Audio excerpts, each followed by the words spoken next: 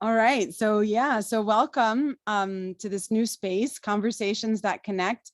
And yeah, basically with the weekly classes that I do, as Kate knows, who's always there, we usually end up going well over an hour because we start chatting about all of the things that come up out of going deep into silencing our mind and connecting with our bodies. So I felt the pull to just create a space that's just for chatting and sharing inspiration and insights and where I'm gathering information from, to share resources basically, and also to share experiences, because we all have resources to share. So yeah, so thank you for being here. And let's just start for a moment breathing together, and just to drop into our bodies, to drop into our hearts. And so we can close our eyes wherever we are, unless we're driving and it's not safe. Just take a moment to feel where your body is in space. What parts of your body are clearly touching a surface?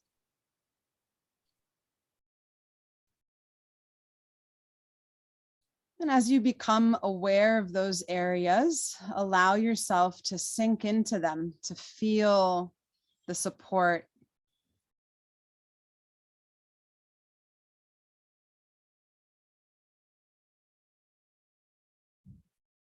We'll bring our minds and or our hands to our heart.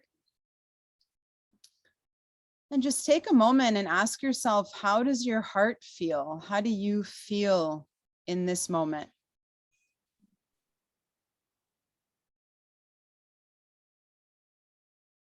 And allow your mind to drop down into your heart space. And just take a slower and fuller breath so that you can literally feel some movement around your heart space. And as you exhale slowly, notice how your lungs empty and how you can clear your physical and your mental space with your breath.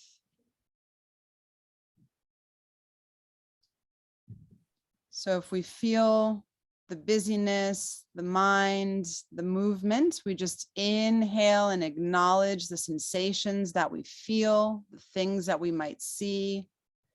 And as we exhale slowly, we just allow them to gently drift away, allowing ourselves to clear the space, to clear the mind,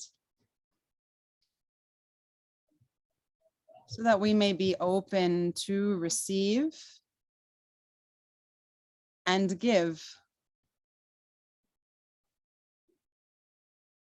And just gently opening the eyes to find ourselves back here. All right, and so yeah, welcome.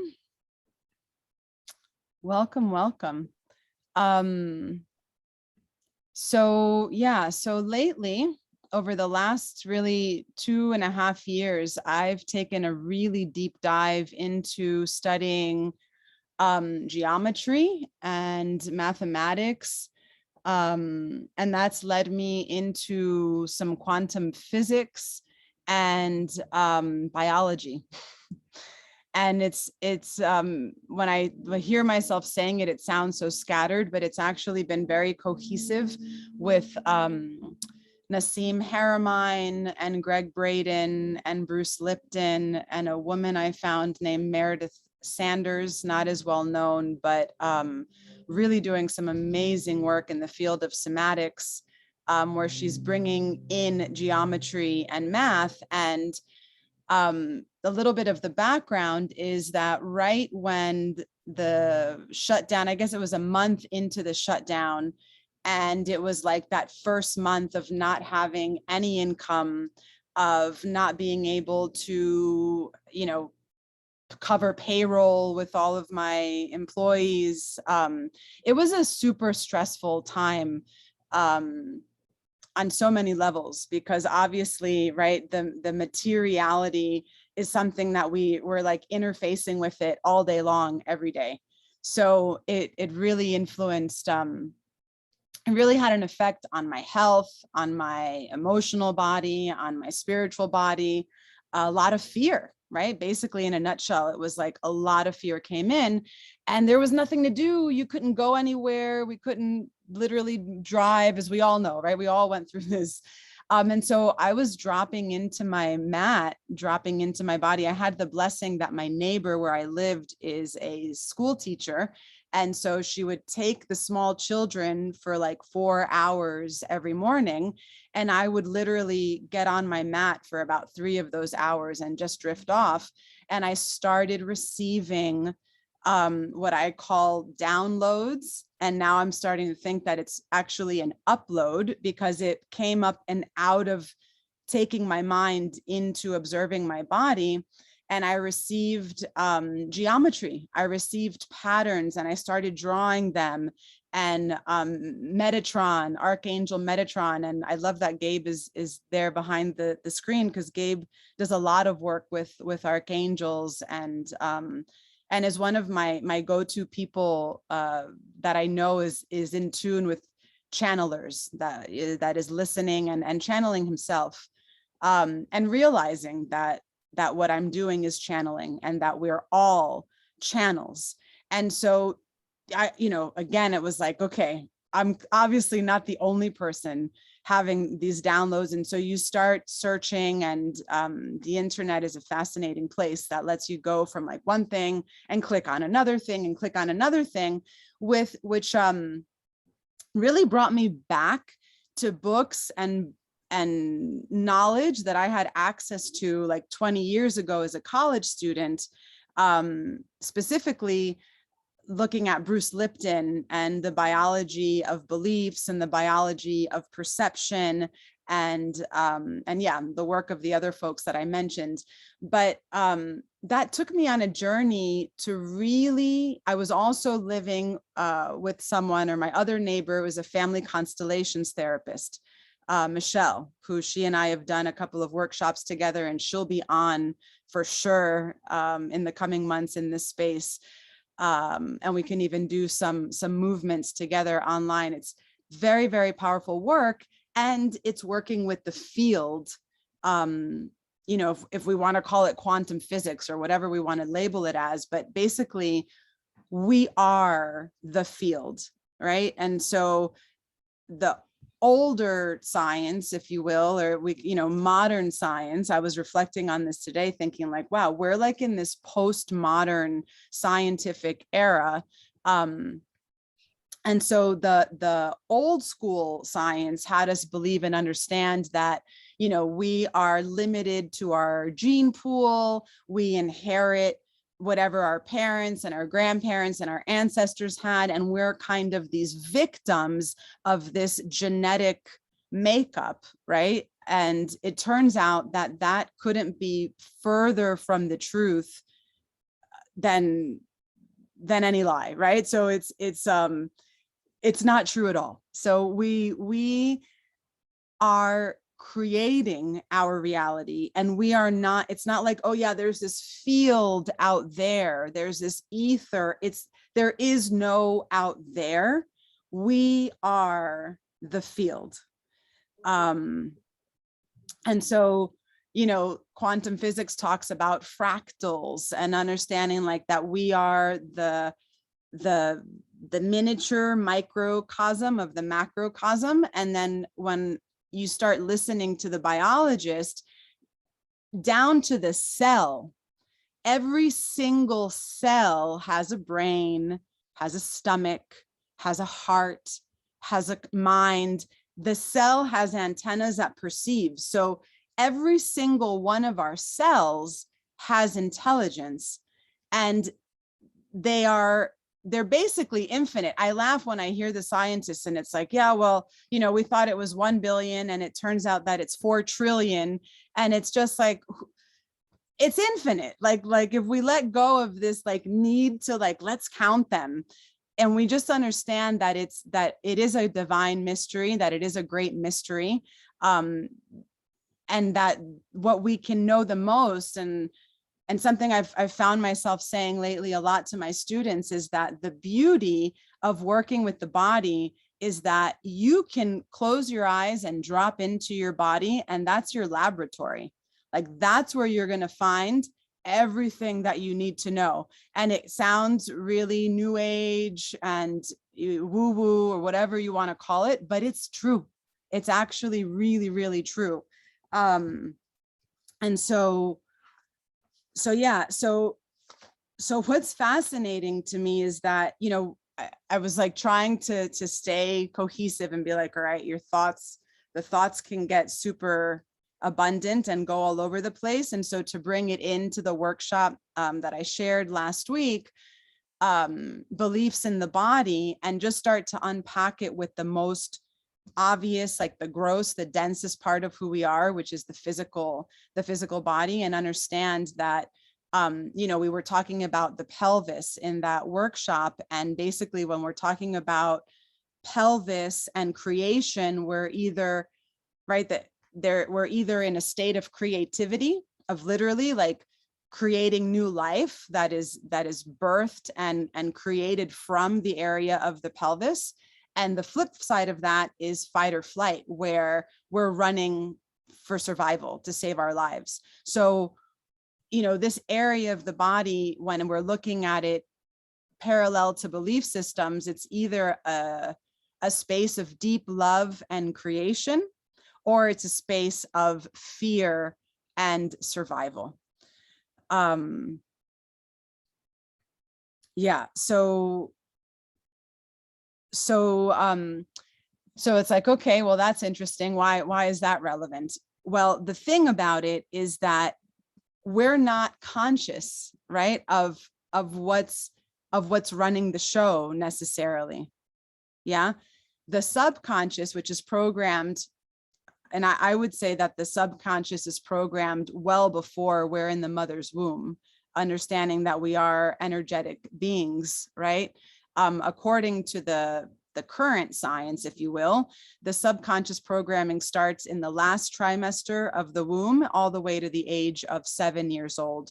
So it's the first 7 years of life. But again, if looking at it from this idea of the subconscious and where that's actually coming from and how we inherit these beliefs, well, they go way back, right? Maybe on a cellular level, it starts at that last trimester, as far as what scientific tools can measure. But so it's right, it's already been programmed, and it's 90 to 95% of the brain that is running the show being your life. So your life is the result of your belief systems, right? So this is very empowering, and it takes us out of the victim mode. It's also a huge call for taking responsibility, because there's no more blame. There's no more pointing the finger when we understand that it's our subconscious that's been doing it. And sure, we'll get into conversations in the future where we talk with family constellation experts and a friend of mine that has a PhD in quantum physics. My dream is to get them both on at the same time, to understand that, yeah, in the quantum realm, we're sharing our subconscious with ancestors. Yeah, we are a fragment piece, a unique piece that does have a lot in common with our ancestors, right? So there are things that are inherited, but again, when we understand that it's our belief system and we have the power to change it, it pulls us out of that victim mode. It pulls us out of blaming, right? So it's basically like us, and we can understand us, who we are, as it's been called the observer. A lot of times it is that part of us that when we drop into the movement practice and we're feeling and we're noticing, yeah, if I move my head this way, how does it feel in my left shoulder? What does my spine feel? Oh, I feel it there. I'm gonna pull back from that, right? That's the space where we're experiencing the essence of who we are, which is basically a perceptor, an organism that perceives, that observes. When we're in love, like when we're in that moment of infatuation, of falling in love with someone, and we're just so present and everything is amazing and we're so inspired and we're so creative and we're so into whatever it is, whether it's another person or it's an art form, it can be in the kitchen, right? Like if you're so present, you're so in that space, that is when you really are you. And so we can think of it as like us and our subconscious mind, right? So us, when we're experiencing ourselves, we're not thinking. That's like because I'm always trying to figure out like, okay, yeah, I get it conceptually, but how? how do we talk about it? Like, how do I cue in a class to guide people into themselves where they can start tapping into this presence? And so much of it is like notice and notice and notice and notice. And when we're in that practice of noticing, we're not thinking. When we're not thinking, we are creative. When we're not thinking is when we have the power to literally manifest, and now and a human design is going to be another topic that has totally changed my life, and my family's life and the lives around me and everything that is happening. But when we understand that we're materializing. Yeah. It's like, what do we mean by manifesting? And I brought up human design because manifester is an auric type. It's an energetic type of person. And only 9% of the world's population are actually manifestors. So when we talk about this ability of creating, it's actually materializing.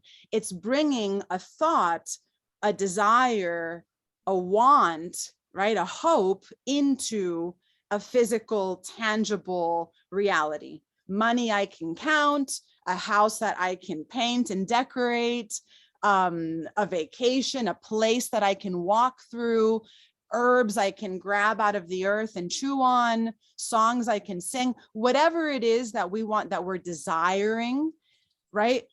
Basically, the goal, I mean, that we can have many goals, but one of the big things that we all have in common is this: we want to play out our desire, right? We want to get to live the dream and the hope and the wishes. And so the dreams and the hopes and the wishes are you, they are your essence.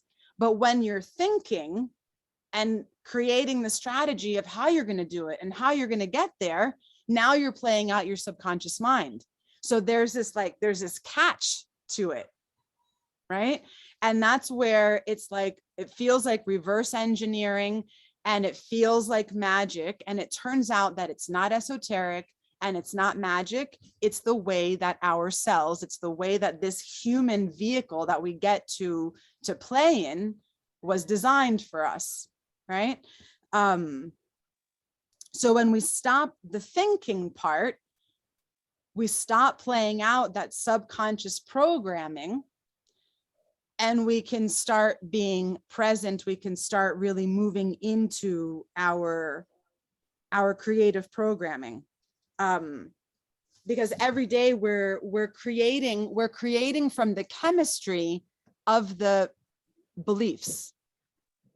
Yeah, and in the workshop we talk a little bit about the chemistry of the beliefs. And again, this is really real. Like when we feel love, our body produces chemicals that allows us literally to procreate, right? For men to inseminate and for women to get pregnant and literally create life. So we literally physically produce the hormones, like the internal pharmacy is triggered by our beliefs, by our thoughts, by our patterns. So if we're spending a lot of time asking the mind to figure out with an Excel sheet how it's going to make the dream come true, that might help.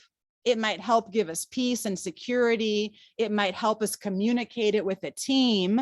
But ultimately, how we're all going to move into our creative power is by putting the thinking part of ourselves on off. And obviously we can't go through the whole day that way, but if we can create pockets throughout the day, because again, it is about patterns, right? We're talking about patterns that create a chemical release in your body, which is why we will play out our beliefs. So if I believe that I inherited some cancer cells from my grandmother, I'm going to play it out. I'm going to experience, right, those cells. I'm going to create them.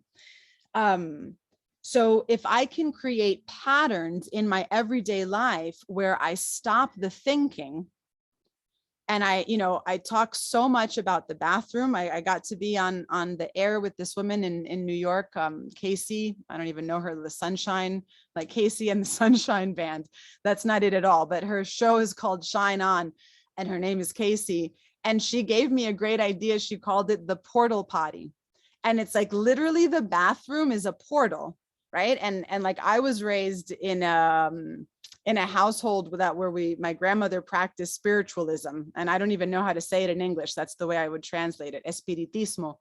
And mirrors, bodies of water are portals, so sometimes depending on what abuela, my grandmother, was cooking up, we would cover the mirrors in the house because we don't want those portals open right now, because we're doing deep work to really go inward. But mirrors and water are literally portals for us to, right? If we think of it on an ionic charge, when we're in a natural body of water, right? If we go, Gabe is a surfer, Kate, you live by the water, right? I know Ingrid is here in Costa Rica with me. We get around nature where there's a lot of water, a lot of oxygen, and we literally feel better. We start to heal, right? There is a chemical charge, and we can tap into this when we go to the bathroom. It's also a place where we are alone. We go there many times a day. It's like a super practical place for us to say, as you're walking into the bathroom for the next however long it takes me to do what I need to do in the bathroom, I am leaving my phone. I am leaving my thoughts. I am leaving my to-do very consciously. And I'm going to sit on that toilet and I'm going to feel the backs of my thighs on the seat. I'm going to feel my feet on the ground. I'm going to feel how my clothing feels on my skin. So it doesn't matter, how magical, and if it's like, I'm microdosing and I've got ayahuasca or I've got medicine or cacao. When we understand that we are the medicine, literally, and we just exercise the mind coming into the present moment, we are accessing that chemistry of presence that empowers our ability to go out and be creative, to go out and be like our authentic self. Yeah. And I would love to just stop there for a moment, as I'm a talker. Gabe knows I've always been a talker, and I can ramble and get really excited and preach, but I would love to know, if you guys want to add anything, your own experiences, questions, or punch holes in it and say, yeah, but what about this? And maybe that's not true. Hola. Hola, Ingrid. Voy a poner mi imagen.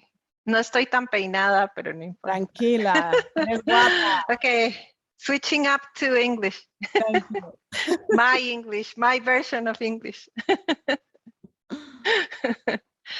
I just shared for the team a photo about a beautiful tree, which is magically in a beach in Costa Rica. It's a mango tree, so it's in the middle of the sea when the tides are high, and it's in the middle of rocks when the tides are low. So thinking about this, disconnecting your mind finding places like this, as magical as this, confirms you that everything is possible when you're guided more on your spiritual side rather on your mind. And I found in the roots of that mango tree space where people have been putting like rocks, rocks inside the roots.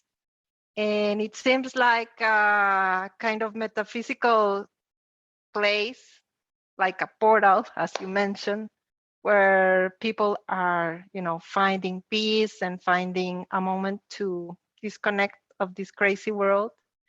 And, it's just a matter of doing our best to disconnect. And it really needs an effort, but it's worth the challenge and the time and the things we leave behind in order to grow. There is a challenge because we are normally called to keep on business or keep on, family, friends, etc. And we are also connected. But if you take the time, you can find around your home, I'm sure, your neighborhood, some special places that help you to disconnect. Gracias, Ingrid. Where is that mango tree?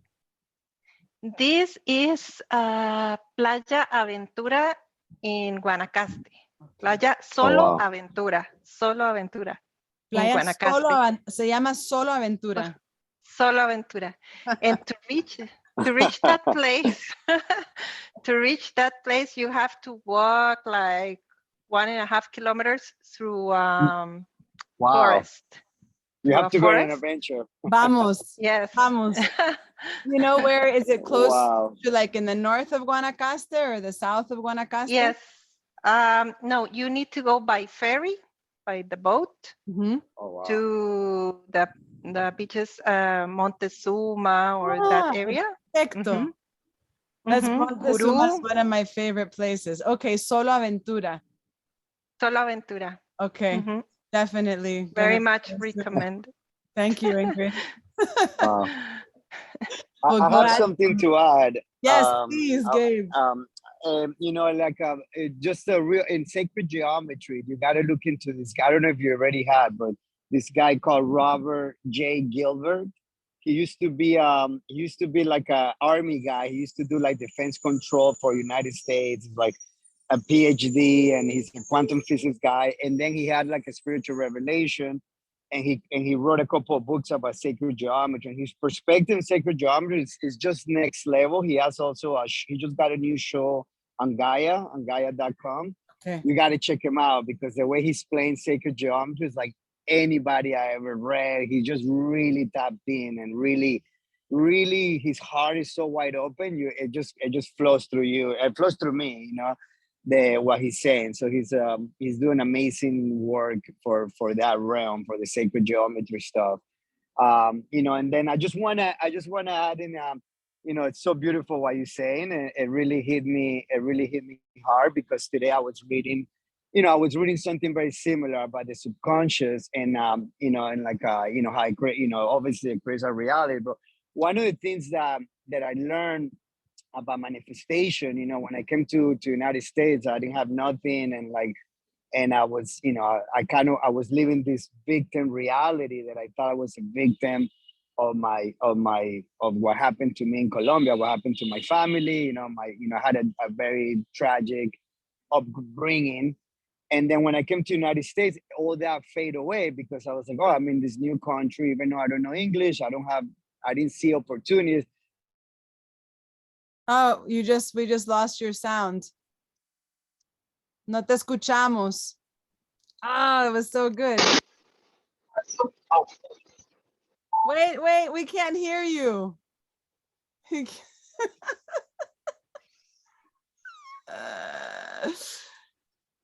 you hear me? I think his earbuds went out. Oh man.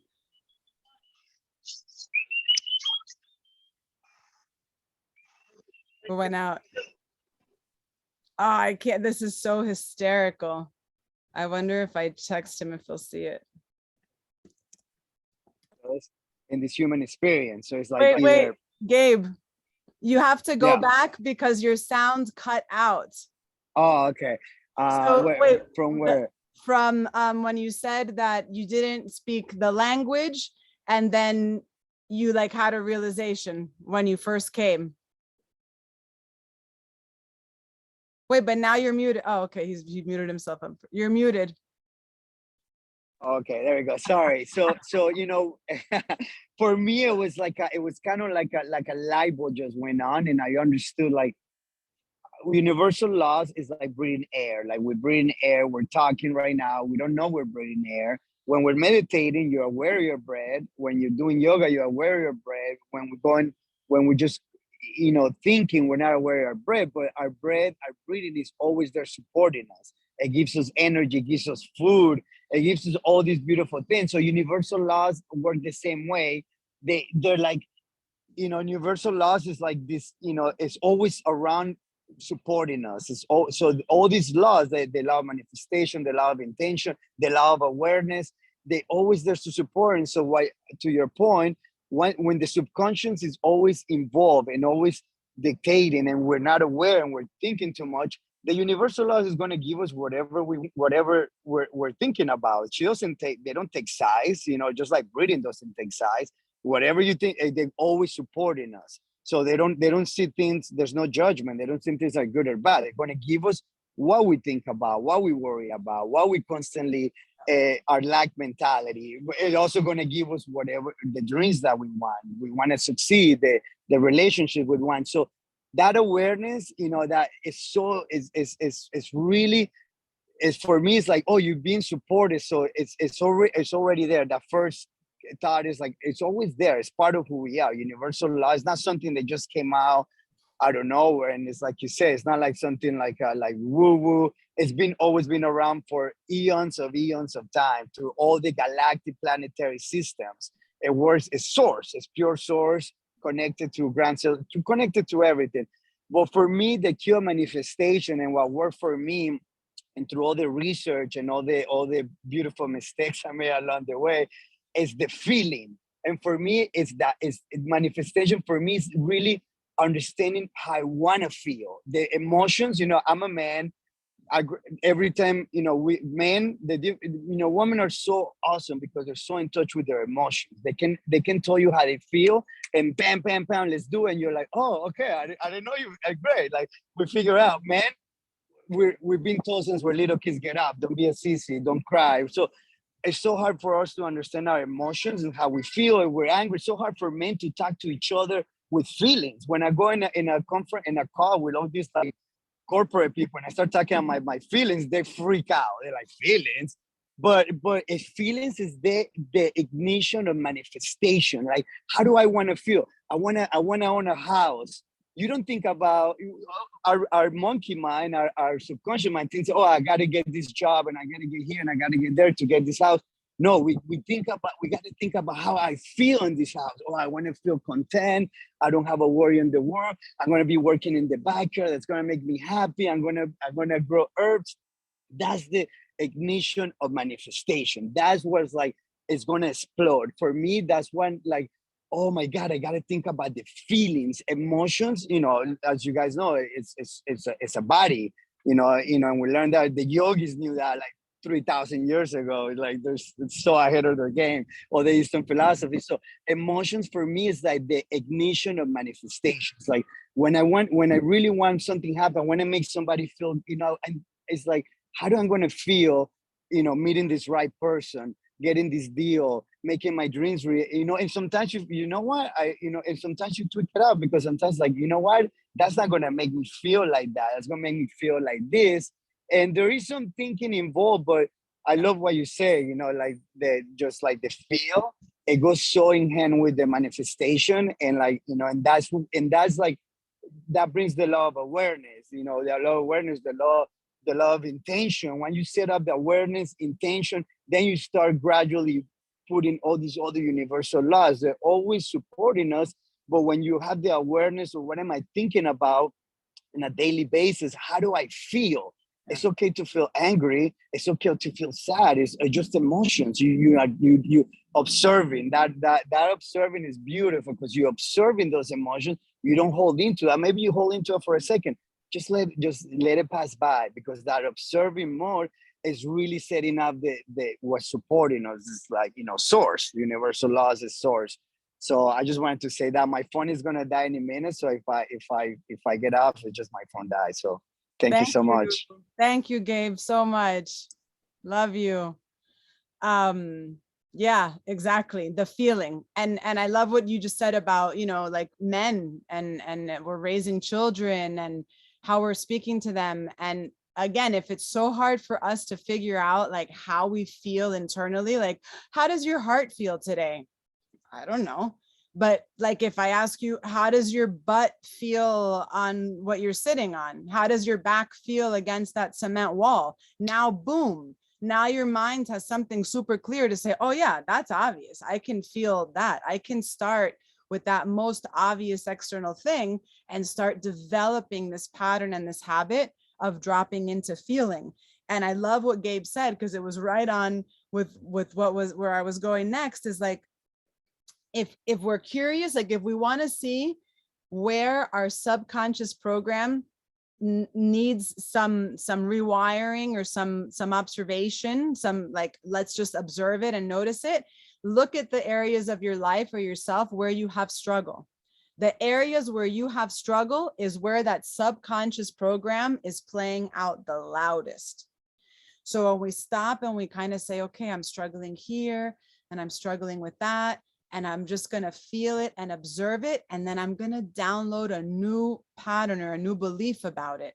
Something else that's come into my world in the last couple of years a lot more is Kabbalah. And in the States, in the East Coast, we say Kabbalah.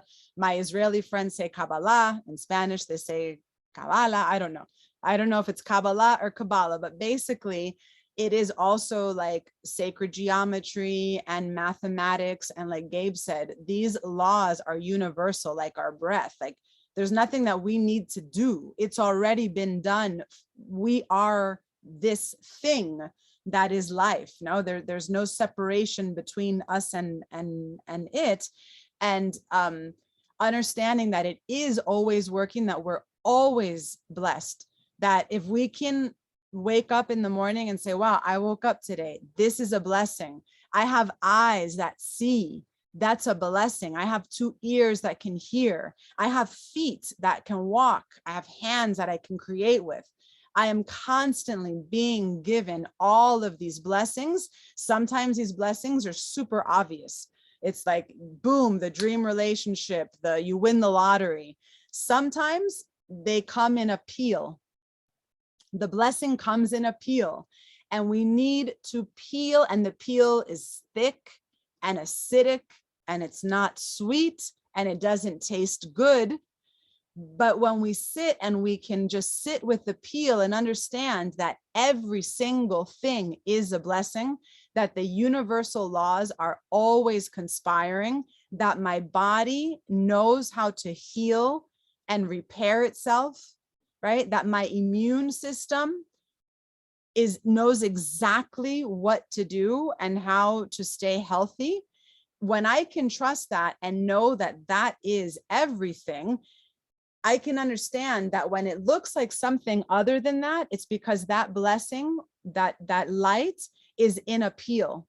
And so the work, the spiritual or the internal work of peeling the dense peeling off of the blessing is the work of breathing and sitting with the sensation, so that we can hold, we're being asked to hold more light. We're being asked to heal, right? Sometimes it comes in the form of an ankle sprain, right? Sometimes it's a deep wound, an internal wound, an emotional wound. But again, the way that we hold the blessing, the way that we can alchemize the energy is by allowing it to be, by honoring it, by literally physically bowing your head to it, right? Lowering yourself to it, being humble, because you know that you are a unique particle of this much greater thing that is always, always conspiring in your best interest, always.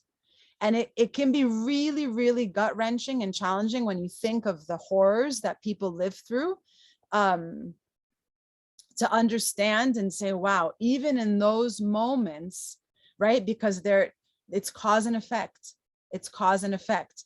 So it's very complicated. And that's why thinking doesn't support lining up with our joy, with our power, with our true authentic selves that can create, that can manifest, that can materialize the dreams and the hopes and the desires. So it's like what Gabe was just saying. It's like when we make our wishes and our dreams and our desires our programs, and then it's like, well, how do we do that?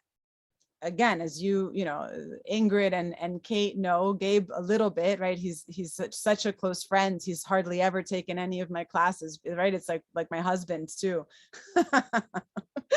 But those of you that drop into my classes, like that's a way to do it. And really what we're practicing there is more about our relationship with our mind through the vehicle of our body and our breath, so that we can tap into that mindset and that practice, whether we're on a Pilates machine or we're on the beach or we're just on the mat, or we're in a moment where we're about to lose our patience and we can pause and say, you know what, this is feeling really uncomfortable. Instead of pushing through it, instead of pushing through the pose and yoga or whatever practice it is, I can pull back. Sometimes I need to walk away in the real life. I need to take a deep breath. I need to let it be and feel, let it pass, so that I can come back as a truer version of myself and not just get, manipulated with the reaction and the subconscious that plays out in those moments of thinking. Kate, did you want to say or share anything? No, I just was blown away by a few things. I really like what Gabe said as well about your emotion being, the ignition of manifestation. I thought that was really, really succinct. And like, I always felt like the energy of intention, but that intention itself is energy.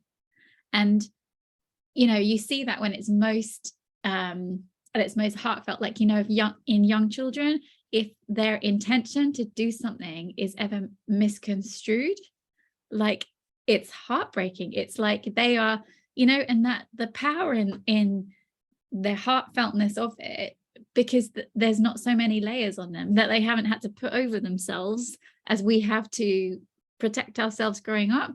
But I was thinking back to, like, how do we make somewhere not like the portal potty, and we have, through society and civilizations, built like altars and churches and quiet places for prayer, and then we have to revere these places for their sacredness. But that's because one generation have said to another, that's sacred, this is within, it's kind of like, well, you can do that in your bathroom if you go, actually, that's a sacred spot for me because it's bringing me peace. It's making me want to go out and buy a little bonsai tree and put it in my bathroom so I can go in. There's something to go, okay, it is a sanctity, a sanctuary. But I also got a lot caught up in, especially like being a Pilates teacher and doing my training and stuff, like I got to know more anatomy, like keep going, you got to, and it never ends, you never get to the nth degree. And then I was like, yeah, but when you're teaching people who come to your classes, they don't know what, the fascia that connects this to that there is. They go, well, how do I relate to my back or my foot?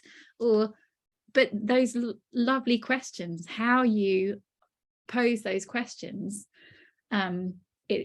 it's finding a simplicity to address yourself and sit with yourself, and there's so much permission required. I've said to you, I found it quite moving this last month, because I was like, oh, I'm going to do Christy's movement classes because she's a really great movement teacher. And then the biggest the biggest epiphany was like, after the fourth class, just this immense feeling of joy, like spiritual level joy, because like I went down and talked to my little very base vibration. I know that probably sounds kind of crazy. I don't know how to explain it, but it was like the permission to see me with nothing else, no freneticness, no big white noise, no wading through life and all the things we juggle. So sorry, that's just my little contribution. It's beautiful, and it highlights a couple of things. I love that you mentioned the churches and the altars and the temples, and something that, and again, it's without passing judgment. It's not good or bad. It's like I'm really practicing putting my swords down. I'm not a religious person, but I am sensitive and spiritual, and I can respect that if something is dear to you, I can respect that, whatever that is, right. and the sacredness of that. But throughout the times we've been, as a society, globally, as a global modern society, and we can think of modernity maybe past Galileo Galilei, just like where it begins to become this idea of like, oh, the earth is round, right? And shortly after the traveling, and anyway, not going to get into a history lesson, but where the divine, the sacred, has been removed from the human. The human is a sinner, the human is dirty, stinky, the human defecates, the human is gross, right? Ew, hair, we have to remove all the hair on our body, right? All of these things that we just kind of have inherited and accepted as normal. And if we pause and we say, wait a minute, we are the altar. We are the church. We are the divine. So even if your portal potty is a porta potty at like some huge festival with 100,000 people and it's so disgusting, you are still sacred. We humans, right, are the vessel. We are the ones that have the capacity to materialize from our thoughts, from our desires, right? So when we can reconcile with ourselves, when we can reconcile first with our bodies, when we can reconcile with the things that have happened to us, like humanity's been through a lot. We've been through a lot. And we are right now in this moment of revelation and of evolution. And it's, we've talked about it in other classes, which is why I was like, we just need to have an hour to just hang out and talk. It's exciting. It's super exciting. And it can be terribly terrifying if we don't have tools, if we don't have community. And something that I find so fascinating listening to Dr. Bruce Lipton is in his study, which are like decades old, these studies, they're not new per se, they're 20, 30 years old. When they put a cell in isolation, a human cell in isolation, it became psychotic was the language that he used. It was absolute chaos. It was irregular. It was an unhealthy cell when the cell was put in isolation. The cell must live in community, right? And it goes back to that Zach Bush podcast that I had shared in our chat. What is the community inside of our body? It's parasites, it's viruses, it's bacteria, it's mold. Yeah, it's fungus, which is mold is a fungi. It's alive. We are a bunch of species happening at once to have this incredible, mysterious experience that is so creative. Yeah. So community is so important. Again, the same way that the cell needs this diversity, if we look at a garden, if we look at a forest, right?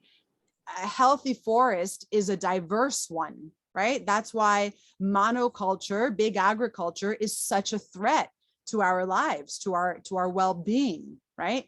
Permaculture, we need diversity for the survival of not just our species, but of this entire representation of creation on this planet Earth. Yeah, so it's important that we question it and that we read something and we say, well, what if the opposite is true?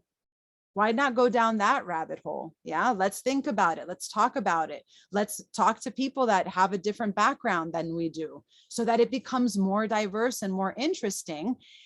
And we don't feel like, oh, this is my idea and now I'm taking offense because you're not respecting me. And there we go again, from the thought, from the thinker, from the doer, as opposed to the feeler, the observer.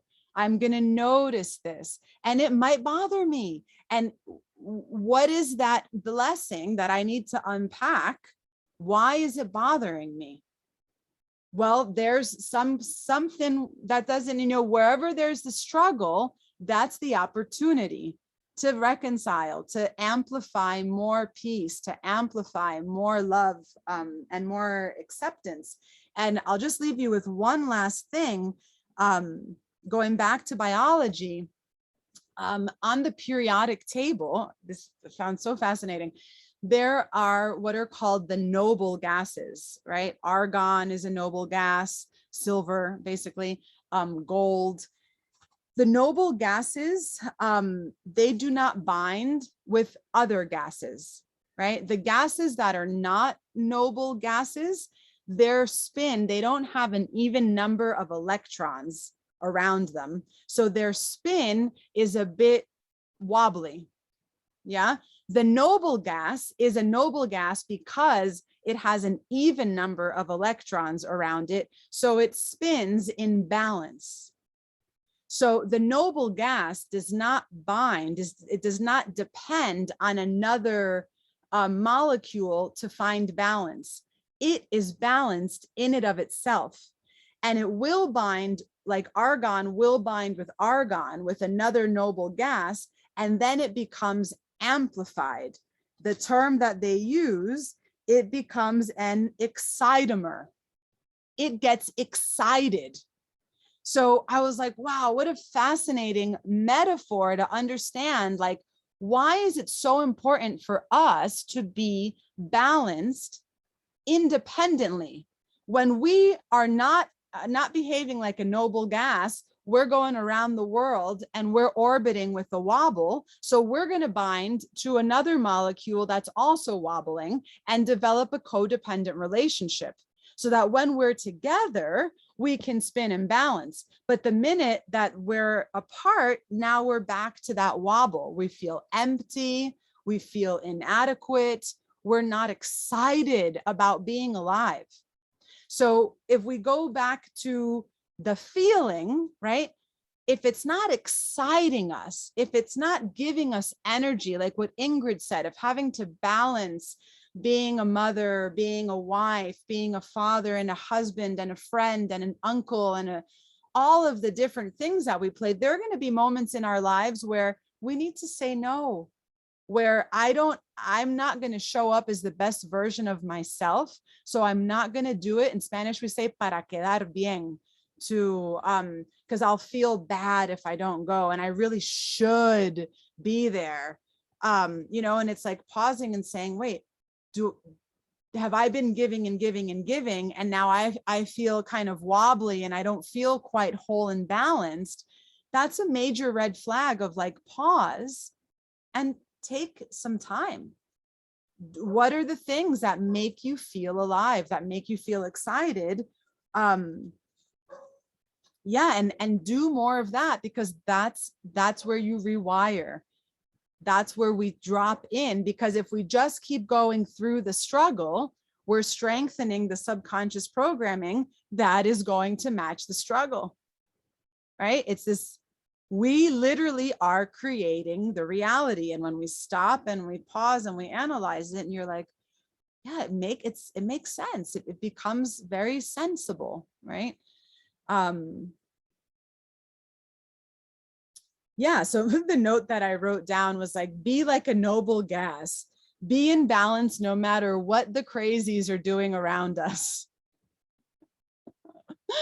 Right. And so however you do that, I would love to know whatever unique hacks you come up with in your life. You know, I shared my portal potty. I hang out in the bathroom sometimes, you know, and I'll do it anywhere. I will go off anywhere I am, at an airport, anywhere. When I can feel like, oh, I can feel the halo, I can feel something is starting to slip.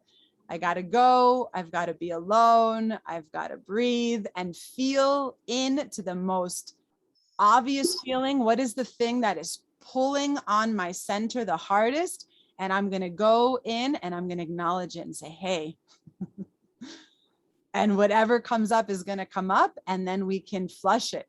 We can let it go. We can blow it away. Let yourself get a little weird with yourself, you know, in your intimacy, and your own hacks and techniques, your internal pharmacy, your tools, they're going to bubble up. And that's where you teach from, Kate, going back to teaching, because it's true. We don't need to know. So all these, we need to know some bony landmarks. There's some information in that we need to be able to share, that a person that is in a body needs to know, so that they can communicate, you know, so we can communicate with them and be understood. But at the end of the day, what are we looking for? We're really looking for balance. Right? And what does that balance feel like? And it's going to feel different every day and throughout the day. So yeah. I don't know if there's anything anyone else would like to share before we conclude for today.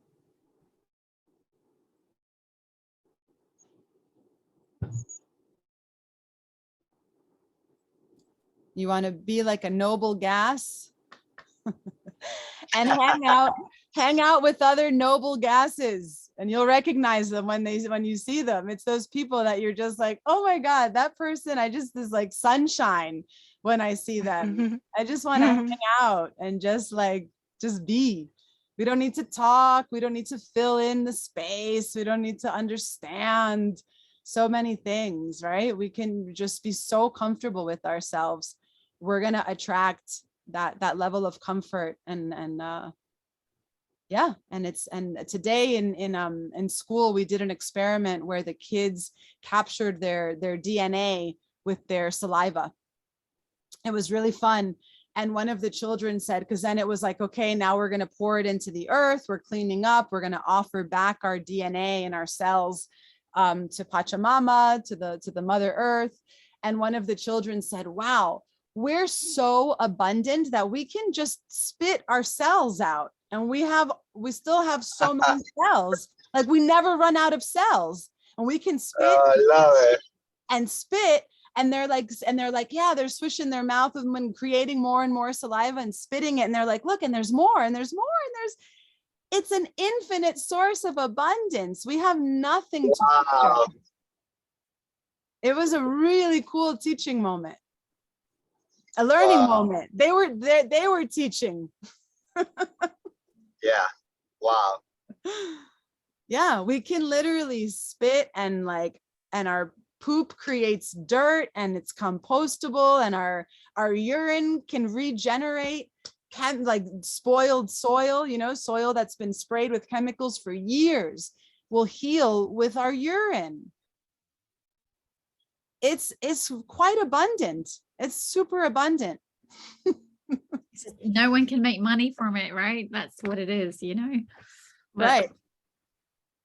But I love that. But I'm just going to withhold for the time being telling my 9-year-old to go crazy spitting. I'll just give her a year or two. Because she's already keen to do that at the moment. But yeah. It's so good. No, this has been amazing. I've really enjoyed it. That's so cool. Thank you, That's Kate. a great learning moment. I love it. Oh, the truth always comes out of kids. The kids have the truth, don't they? Yes, they do. Oh yeah. Oh yeah. Beautiful teachers. Yes. Yes, they are. They are. And we are, right? We are those children. We're 100%. Yeah. we are the childs, yeah. With more wisdom, right? If we can be humble enough, we can find the wisdom. Yeah, like it's so funny because like I just real quick about the children, like especially children now, and like us as parents, they already come aligned with this new consciousness, this new way of thinking, this new way of living. They already come aligned with their heart center and the lower chakra system. They already come open to be the creators of change, to be the ones that are going to question why is this system working? Why this hasn't worked in 100 years? Why don't we change it? They're already coming wired for those questions. It's up to us, the elders. We are the elders to those children. We are the ones. It's up to us to give them the space to be open-hearted and to be those conduits of life towards them, because they because we had that, but we didn't have that so open like they have it now. And it's really up to us to be those conduits for them, because they're coming so prepared. You see them, you see so different than has ever been before. Like this is the quantum of change is all around us, and they come prepared. But it's really up to us, the elders, to be there for that change and to be the conduit for them. Yeah. Yeah. To support, to just give them the Yeah. support. Yeah. Yeah. Yes. That's what we are here for. Thank you so much for this, everyone. So grateful. Lots of gratitude. Yes, thank you. I'm so glad that you were able to log on. Thank you all so much for being here. Gracias, gracias. Hopefully we'll meet in Costa Rica. I'm definitely gonna go check out that mango tree. Solo Aventura. Solo Aventura. wow. Solo Yeah. Aventura. I got it. I wrote You'll it find down. it near Kuru. Near Kuru. Okay. Wow, how appropriate. Yeah, it's perfect. It's perfect. Y hoy es el Día del Niño. Today is the Day of Children in Costa Rica. So wow. yeah, beautiful alignments everywhere, and so much gratitude. Thank you all for being here and for encouraging all of my crazy ideas in the last 2 years. And yeah, I'm so grateful for technology. All right, love you all. Many blessings and have a great weekend. Big love. Thank you. Ciao. Feliz Thank día. you. Feliz día. Ciao, ciao. Thank you. Ciao.